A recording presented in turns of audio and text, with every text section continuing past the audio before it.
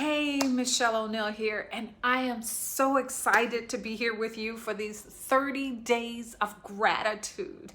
And you're probably saying, so what is gratitude anyway? It's the quality of being actually thankful. It's a readiness to show your appreciation for others and to return kindness. Excuse me. It's a state of contentment. And you know what? It's about accepting life as it is, the natural flow of life, and appreciating it as it is.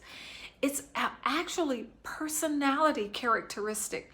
And if you don't have it, don't worry. It's something that can be learned, and it's a practice of continuous effort of showing gratefulness.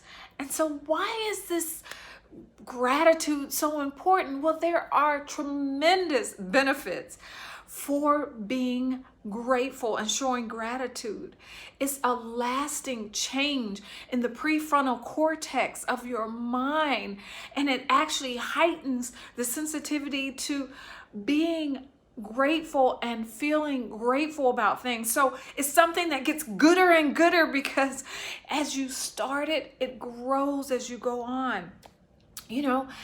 It allows you to have a more fulfilled life and feel grateful for the things that happen to you in life. And it actually boosts your happiness. And who doesn't want better happiness? And it fosters both physical and psychological health.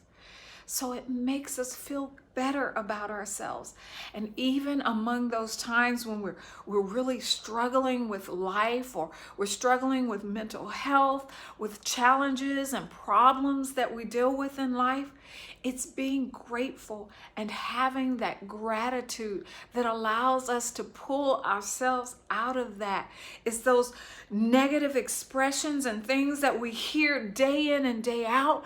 Just by doing that act of gratitude and gratefulness allows us to shift our attention away from those negative emotions and then go back into those positive emotions. It gives us less pain. We actually feel less pain, less stress. We're able to sleep better. And then we are able to boost our immune system just by experiencing and showing gratitude. It also allows us to have healthier relationships with others, and we do better, not just academically, but professional. So it helps our school life, it helps our business life, it helps, most of all, our relationships. And did you know that being around your family and friends actually helps with your sense of gratitude? It can actually help you feel more grateful because of those who we get to experience our life with. Try feeling grateful for anything and everything in our life. The ability to do the things that we can, and even for those people that we feel are boring. But boring sometimes is predictable. And those people that we can count on and know that they're there for us, what a great thing to have. We just need to reframe how we think and how we interact with others and start seeing those things that we thought once were negative as positive aspects of their behavior, and appreciate those things so that they no longer frustrate us. Those simple things that we let get in the way of actually appreciating each other. We want to feel grateful because expressing that gratitude gives us a sense of well-being, feeling that we're loved, feeling that we're appreciated, and that we matter in our everyday life. It actually builds our relationships and give us optimal relationship satisfaction. When we feel appreciated. When we feel when someone takes the time to express how they feel about us, how they appreciate what it is we do, then we begin to feel appreciated. And so it's so important to us. It's so important that you feel cherished and understood and cared for. All those things are so important. In other words, we feel loved. And who doesn't want to feel loved? So what are you going to expect over the next 5 weeks from me? It's simple. The first week is about acts of gratitude. How can we show gratitude for others? How can we do those things? And then the second week is words of gratitude. How can we express our gratitude? And then we share stories of gratitude on the third week. And the fourth week is about flowers of gratitude. Let's give those flowers before it's too late. And finally, we want to see how we can move forward in gratitude. How do we take these 4 weeks and move them forward into next year? You know, where did this gratitude thing come from? And it's simply noticing the goodness in life, appreciating the goodness of life, and not allowing things like envy, cynicism, narcissism, not allowing those things to become thieves of our gratitude.